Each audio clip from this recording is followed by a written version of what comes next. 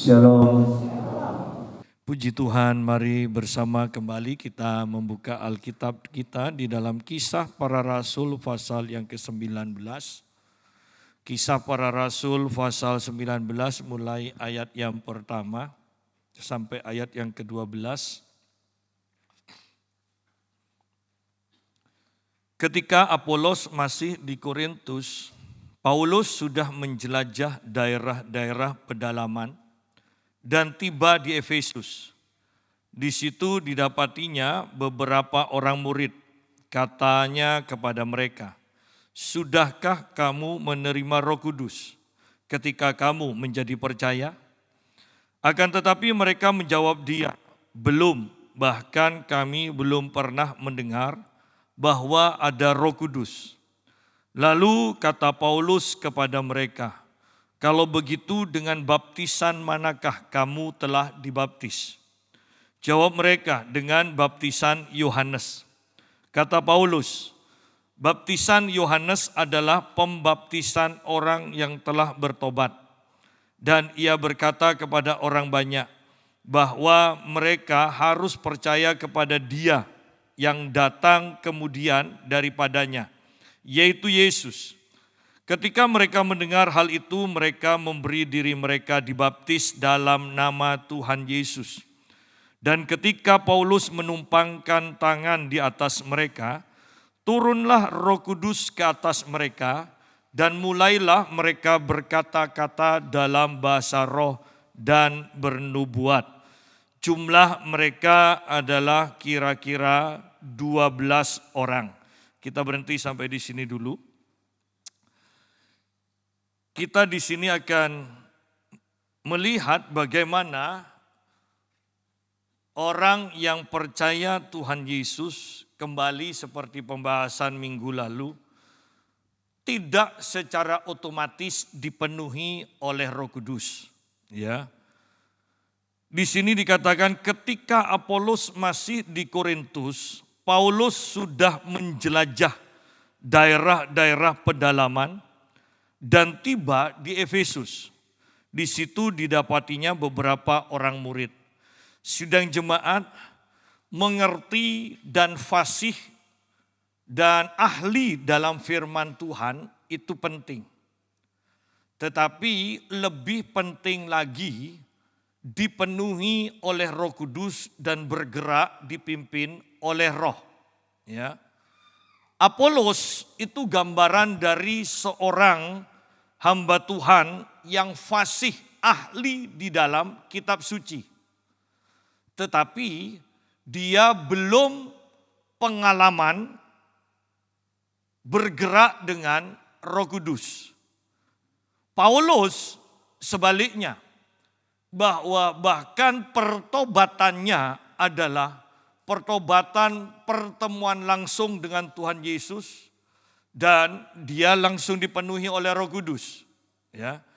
Sehingga saya mau katakan supaya kita lebih gampang memahami, sudah berpengalaman bergerak dengan Roh Kudus. Dan orang yang bergerak dengan Roh Kudus, pergerakannya, pelayanannya lebih cepat daripada yang sekedar hanya memahami firman Tuhan. Ya. Apolos adalah orang yang sangat-sangat fasih, ahli dalam firman Tuhan. Tetapi lihat di sini, ketika Apolos masih di Korintus, Paulus sudah menjelajah daerah-daerah pedalaman dan tiba di Efesus. Artinya pergerakan Paulus itu jauh lebih cepat. Ya. Bahkan kalau kita lihat, kalau kita pelajari di sini daerah-daerah pedalaman.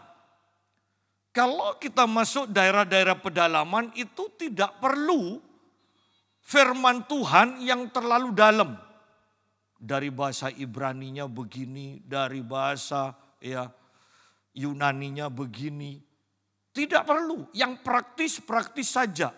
Dan kita bisa mempraktekkan firman Tuhan, bergerak dalam kepraktisan ini hanya ketika kita bergerak dengan Roh Kudus. Ya. Jadi Apolos masih di Korintus, Paulus sudah menjelajah daerah-daerah pedalaman.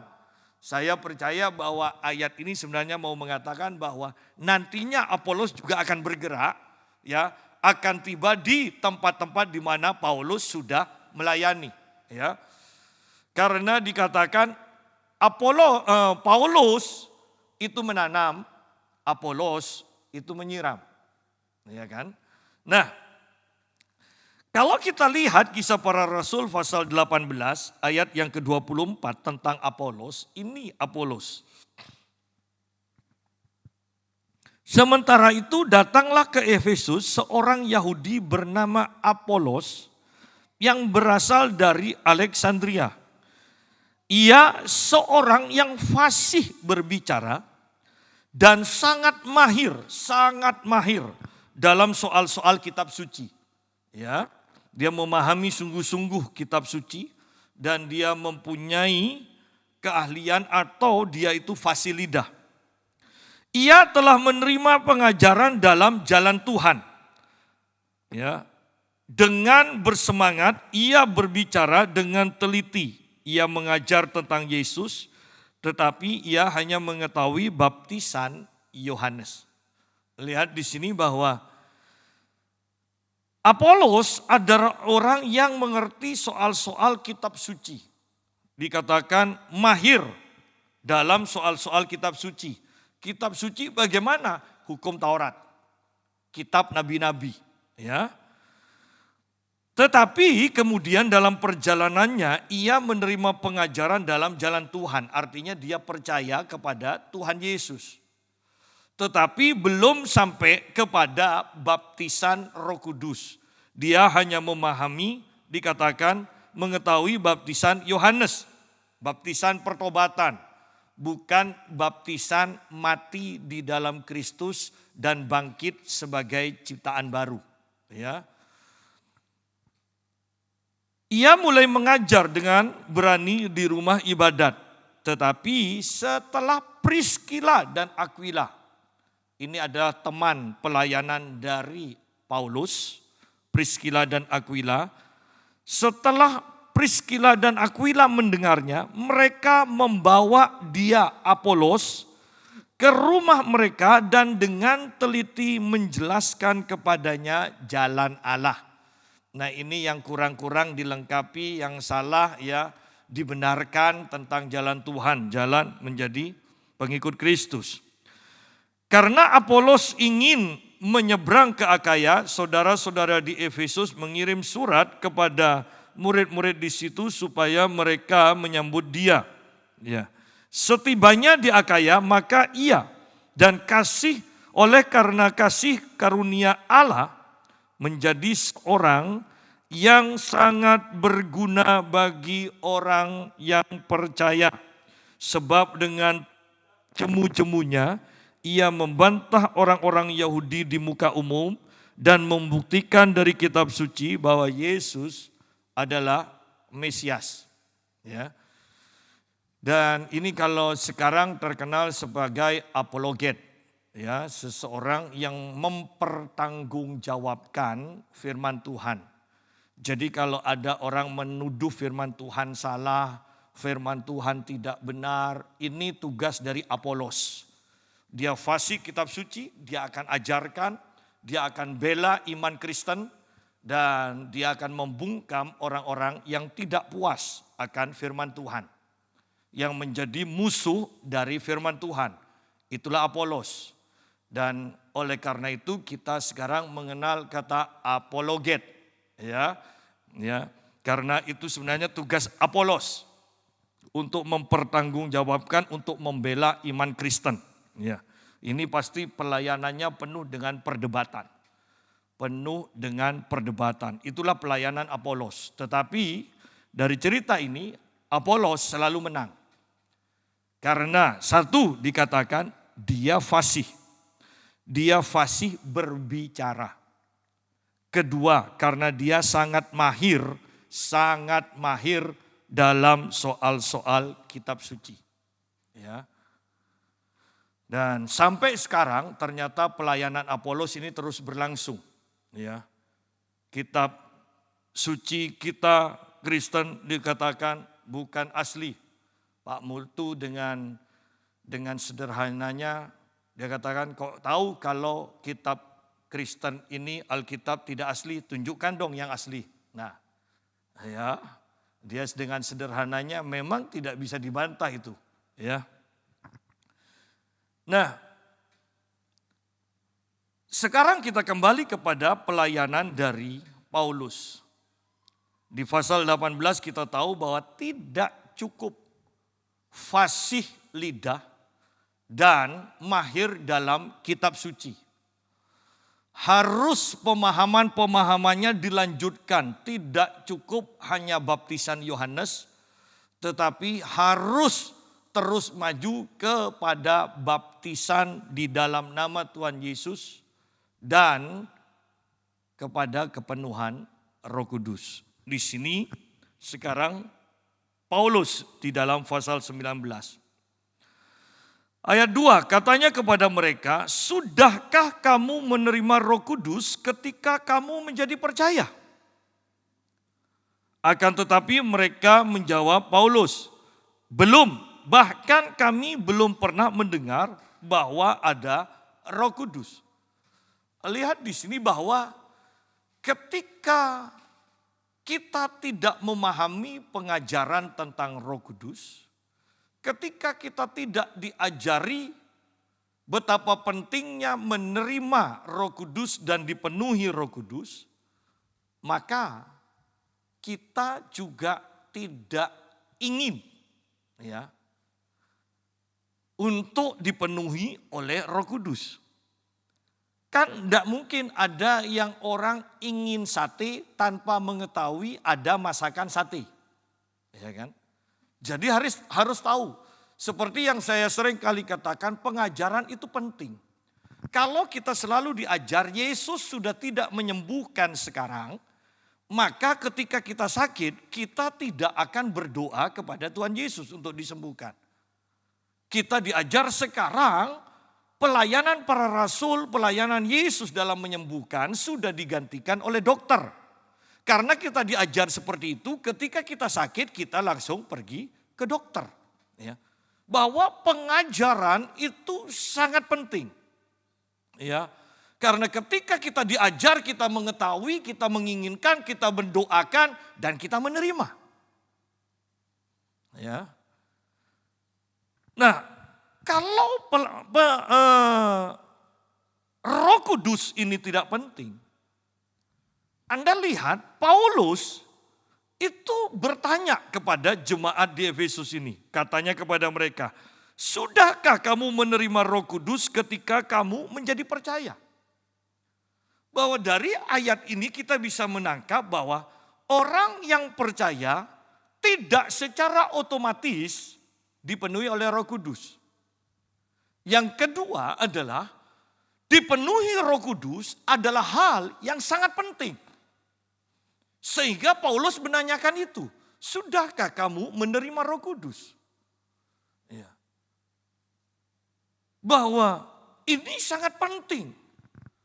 Oleh karena itu bahkan lihat yang sangat penting itu selalu ditentang. Yesus, nama Yesus, Yesus adalah Tuhan, itu selalu ditentang. Ya. Seorang hamba Tuhan mengatakan, kenapa nama Yesus itu begitu ditentang, dimusuhi? Karena di dalam kitab Kejadian pasal 3 ayat 15 dikatakan, hanya benih perempuan yaitu Yesus yang menginjak kepala keturunan ular itu. Yang menginjak ular itu, kepala ular itu. Muhammad tidak pernah menginjak kepala ular. Buddha tidak pernah menginjak kepala ular. Hindu tidak pernah menginjak kepala ular. Yang menginjak kepala ular hanyalah Yesus. Oleh karena itu setan sangat benci kepada nama Yesus. Yang membuat gereja hidup itu hanyalah Roh Kudus. Sehingga bahkan lebih parah lagi, setan memakai gereja untuk mengajarkan bahwa kepenuhan Roh Kudus, bahasa lidah, itu adalah dari setan. Kenapa? Karena itu begitu pentingnya. Sehingga nama Yesus dan bahasa roh itu sangat ditentang oleh kekuatan kegelapan. Ya. Jadi kita mengerti kebenaran ini sekarang. Kembali kepada pertanyaan Paulus, karena begitu pentingnya sehingga perjumpaan pertamanya dengan jemaat di Efesus ini, Paulus bertanya, sudahkah kalian menerima Roh Kudus ketika kalian menjadi percaya? Ini adalah hal yang penting sehingga Paulus langsung menanyakan hal ini. Akan tetapi mereka menjawab dia, belum. Bahkan kami belum pernah mendengar bahwa ada Roh Kudus. Lihat di sini bahwa betapa pentingnya pengajaran itu. Jemaat di Efesus tidak pernah diajar tentang Roh Kudus sehingga bahkan mereka tidak tahu bahwa ada Roh Kudus.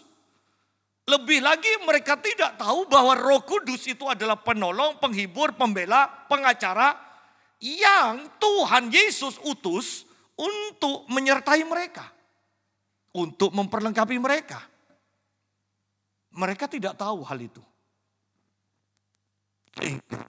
Karena mereka tidak tahu, mereka hanya puas dengan baptisan pertobatan, yaitu baptisan Yohanes. Untuk menerima Roh Kudus, mereka harus dibaptis di dalam nama Tuhan Yesus, bukan dengan baptisan Yohanes. Ya. Kembali ini masalah pengajaran, padahal sekarang banyak pengajaran yang aneh-aneh. Ya, banyak pengajaran yang aneh-aneh.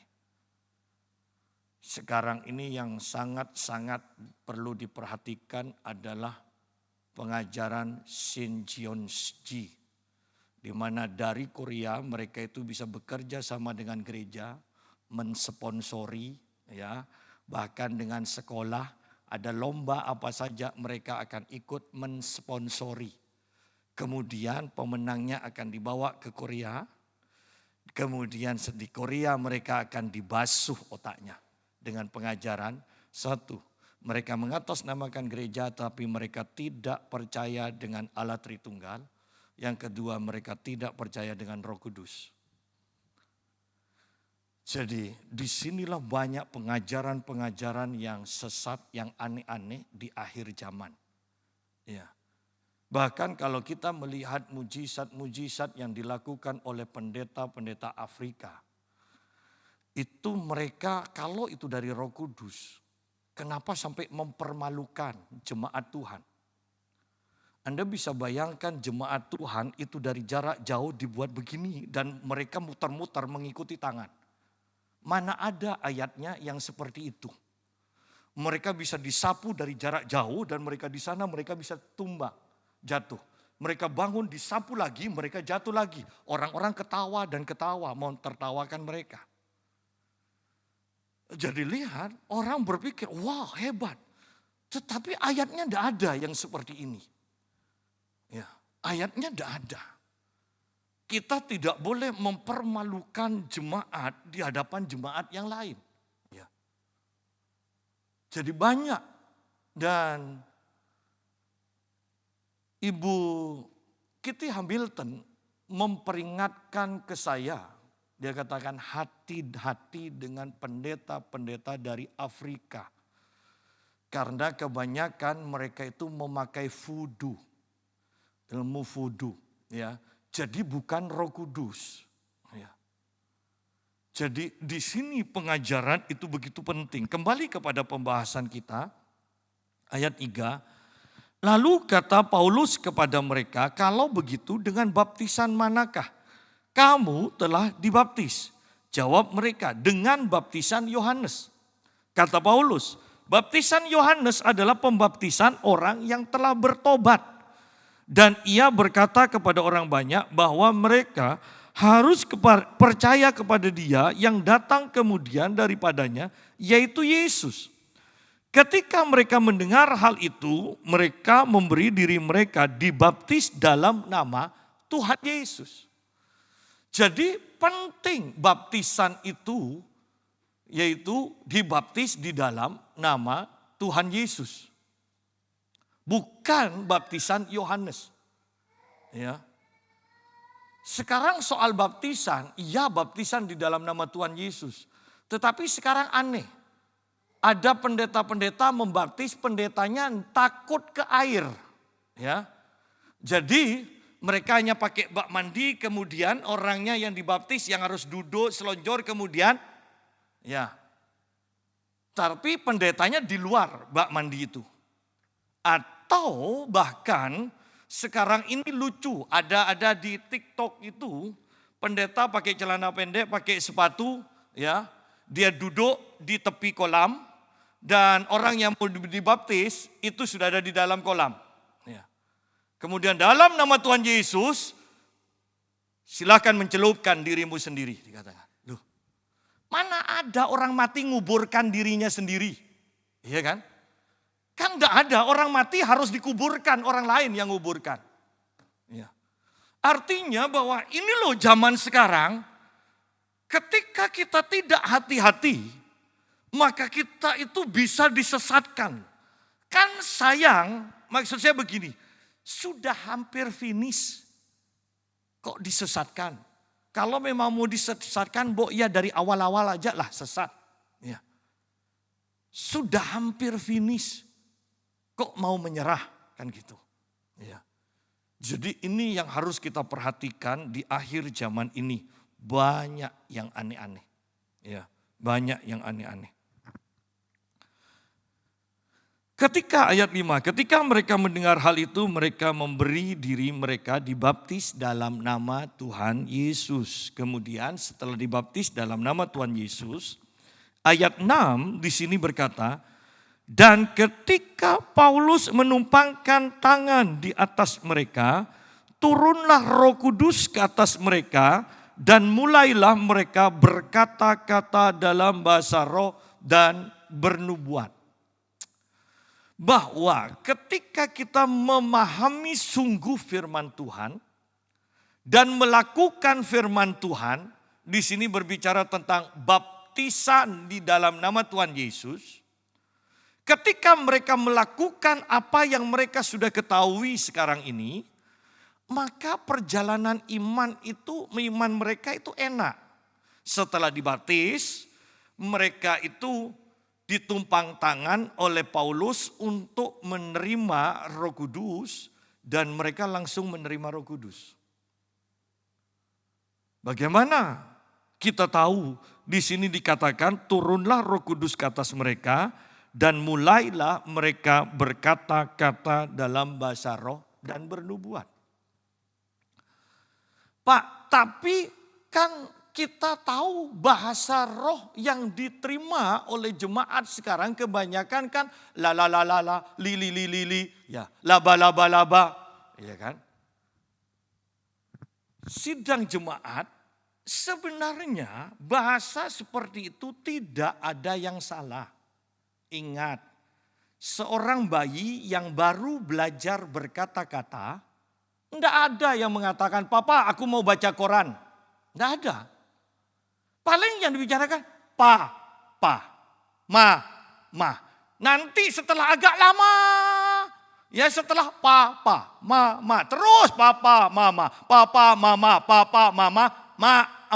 Nah, ada tambahan lagi. Bahkan mungkin bayi itu kaget loh.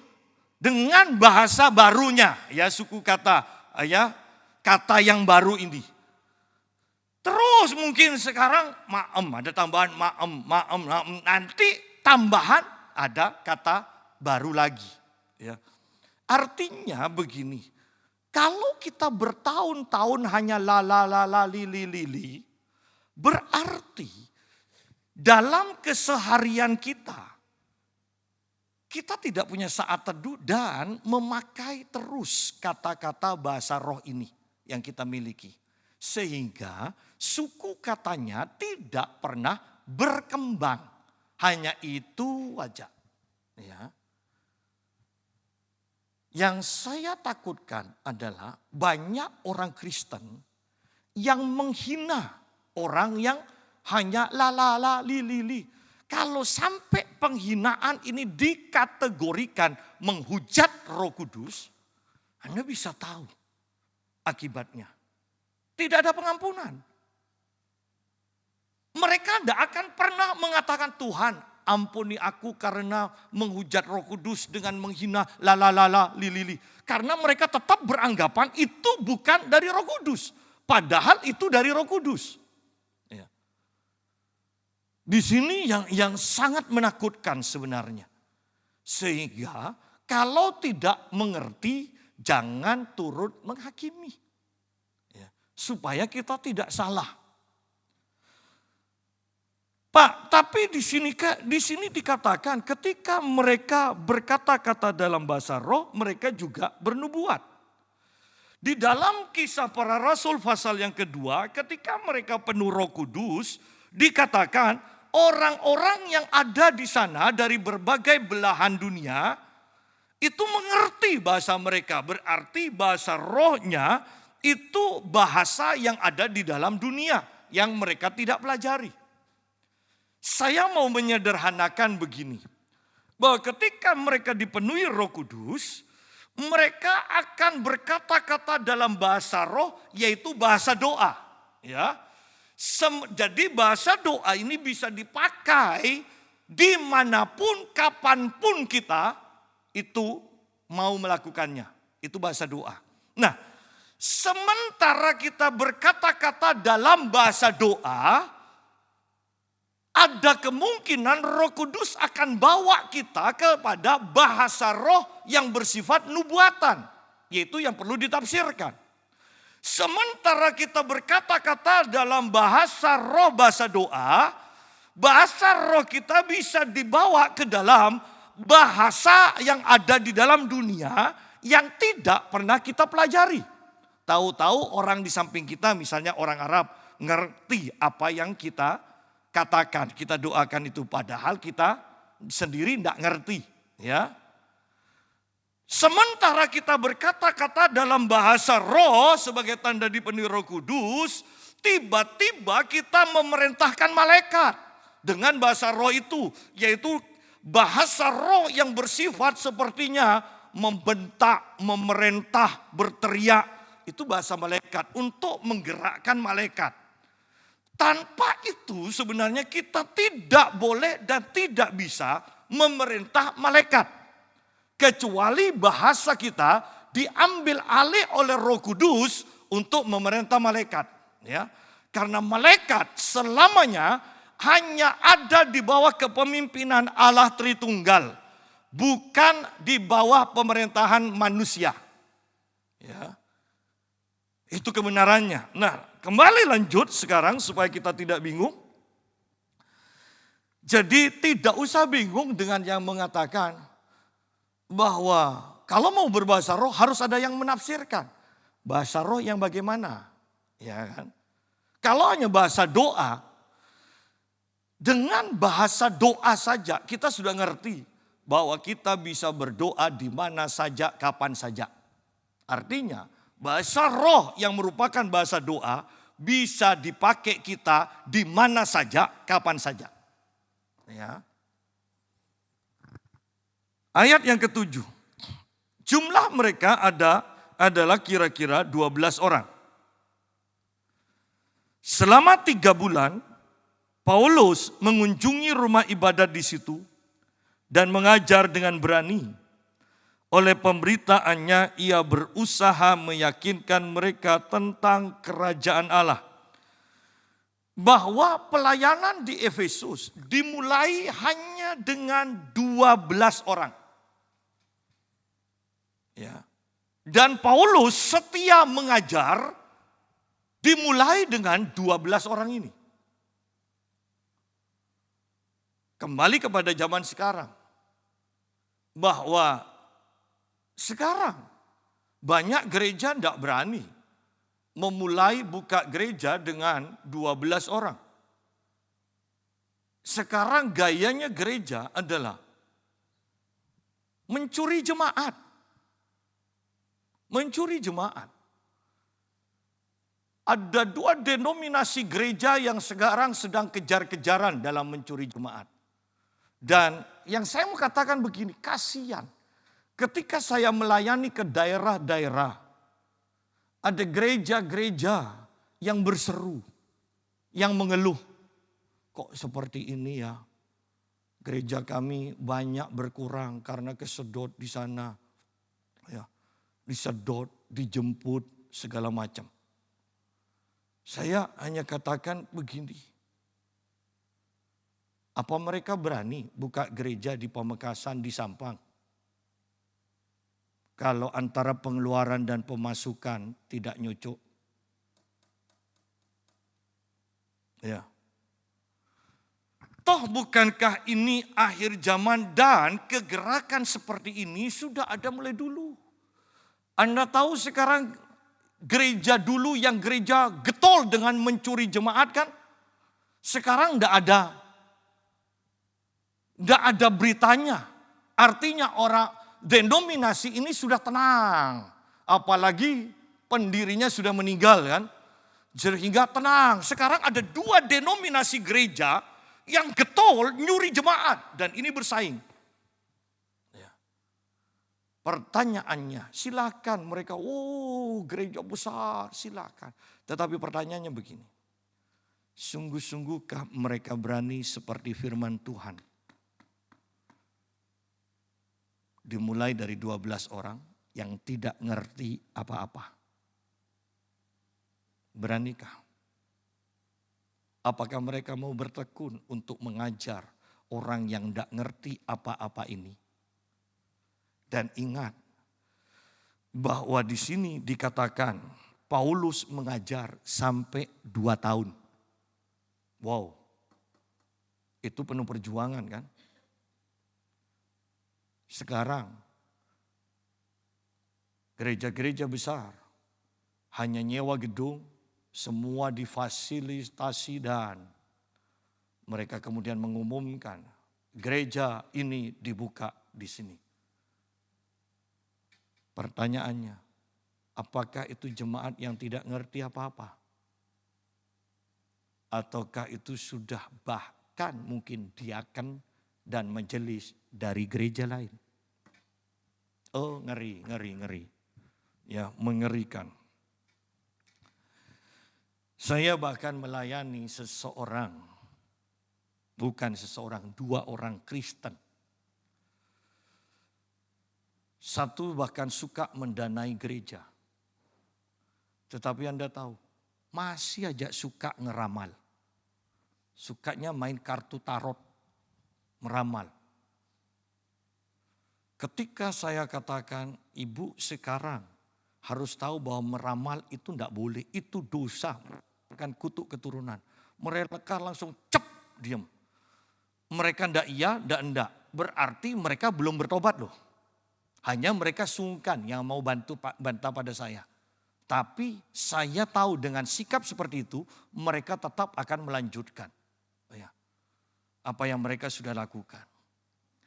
Ada orang-orang lagi ketika saya menyampaikan tentang bebas dari kutuk. Mereka tidak pernah mendengar ajaran seperti yang saya ajarkan. Kenapa? Karena itu akan menyinggung banyak jemaat. Itu konfrontasi. Dan banyak pendeta tidak akan berani mengadakan konfrontasi seperti itu. Ingat dulu ketika Pastor GMM Mutu, saya ingat itu ketika dia menyinggung tentang Imlek. Dan setelah itu Pastor GM Mutu setiap yang datang hanya beberapa gelintir aja. Seakan-akan mau demo.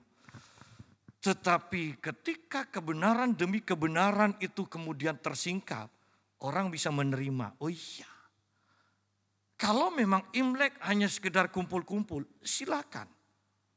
Tetapi yang saya mau katakan, apakah tidak bisa kumpul-kumpul di hari lain? Oh tidak bisa Pak, memang waktu libur di sana. Oh ya sudah.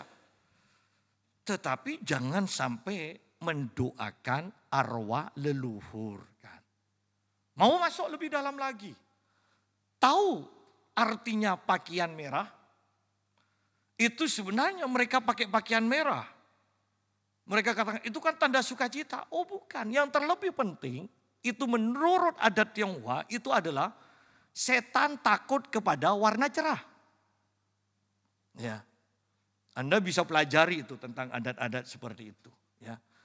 Jadi di sini kita lihat banyak hal yang seharusnya diajarkan di dalam gereja, tetapi tidak diajarkan. Anda perhatikan bahkan orang Kristen pun sering kali ketika buka restoran, di restoran itu ada kolam, akuarium, dan di dalam akuarium itu ada ikan, bukan ikan yang kecil loh, ikan yang besar. Kenapa? Karena itu melambangkan rezeki yang besar. Ya.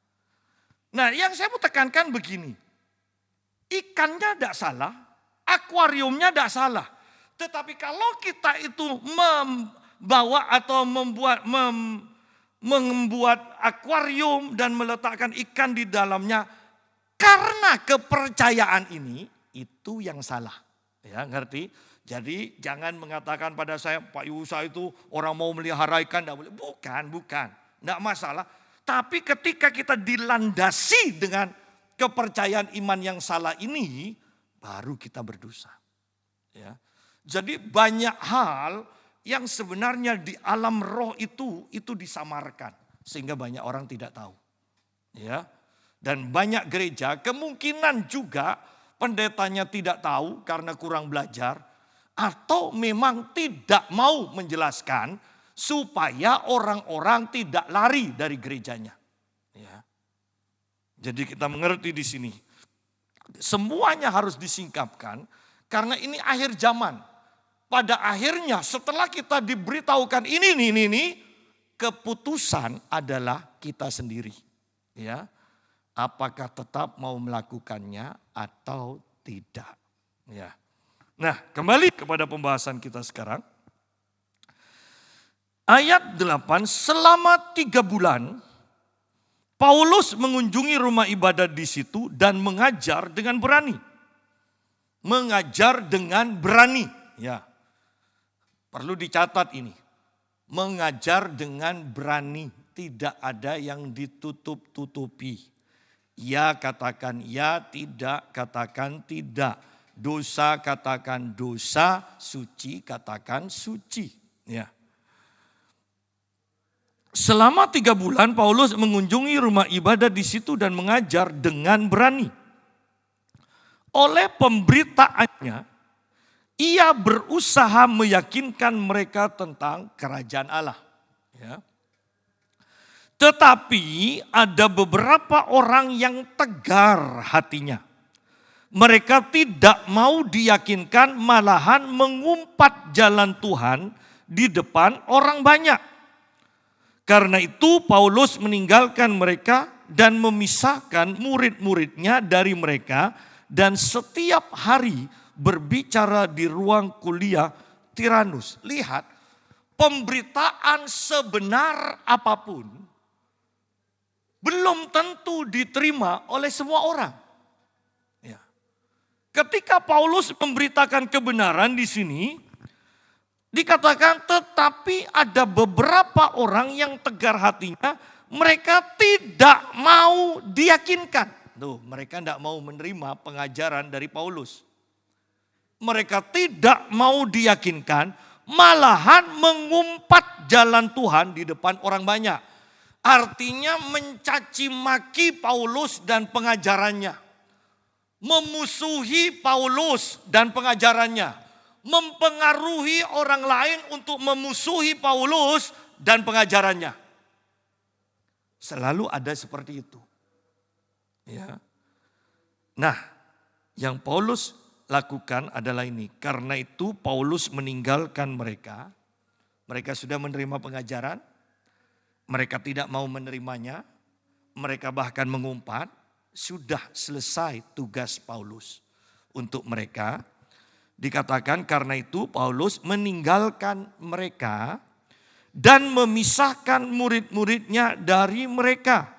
Dan setiap hari berbicara di ruang kuliah Tiranus.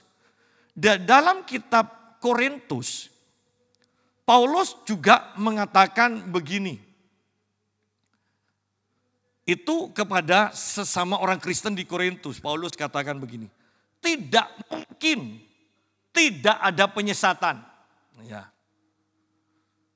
Terjemahan lain mengatakan tidak mungkin tidak ada bidat di dalam gereja. Hal itu terjadi untuk melihat kemurnian iman kita. Harus ada perbedaan dan pemisahan memang. Jadi yang bidat mana, yang murni mana, yang sesat mana, yang benar mana, itu harus ada pemisahan. Paulus katakan seperti itu. Oleh karena itu, di sini bukankah kita juga pernah membaca pergaulan yang buruk merusakkan kebiasaan yang baik.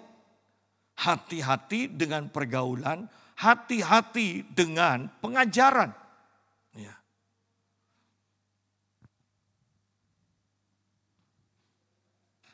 Ayat yang ke-10.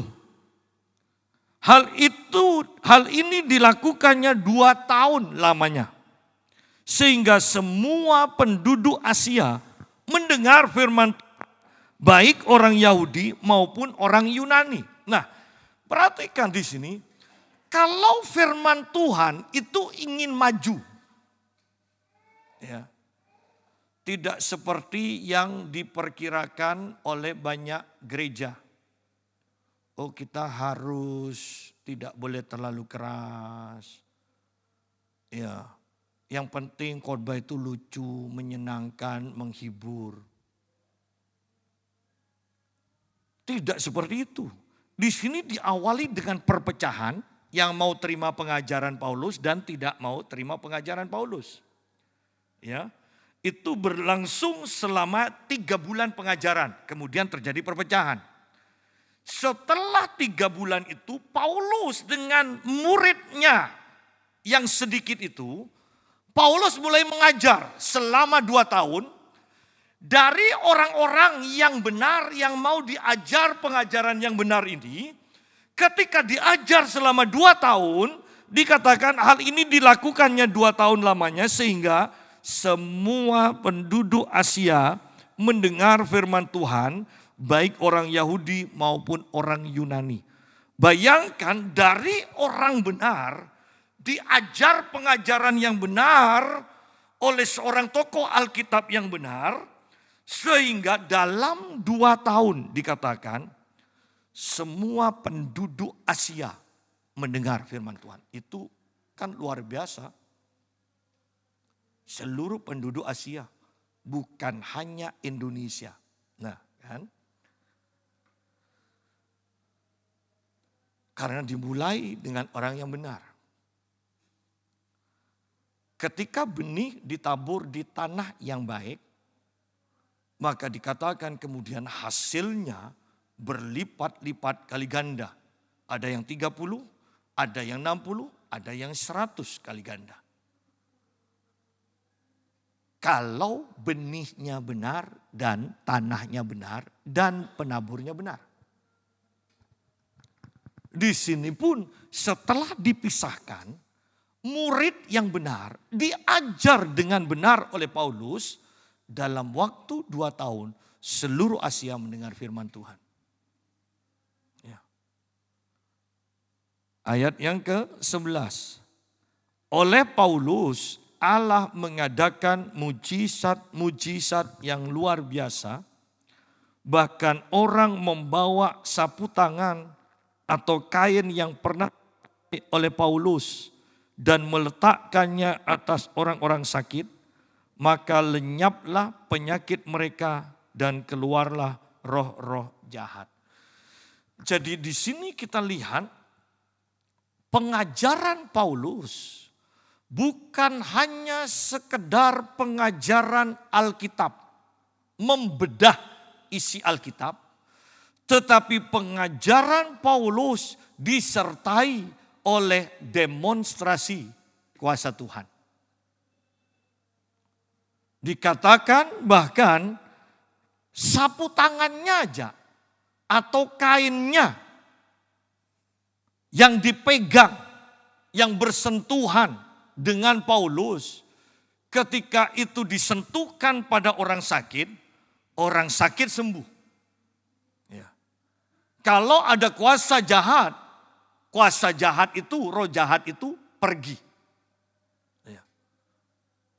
Nah, sampai di sini ayat 11-12 ini sekarang jarang di dalam gereja. Kembali saya tekankan.